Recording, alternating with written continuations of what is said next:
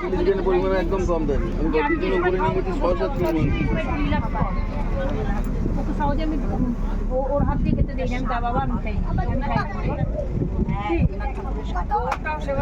এরা এই ভালো ব্যবহার করুন, তুমি তো পুলিশ আসবে, জানবে যে ওদের তো একটু মুখটা ছেড়ে দেন,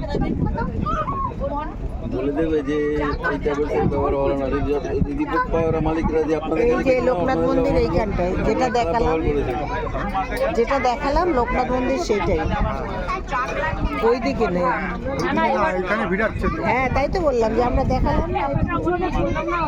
ওরা বলে দেবে যে আপনার ট্যাবলেটের লোক এখানে খেয়াল করেছে, সঙ্গে সঙ্গে ওদের প্রশিক্ষণ থাকবে।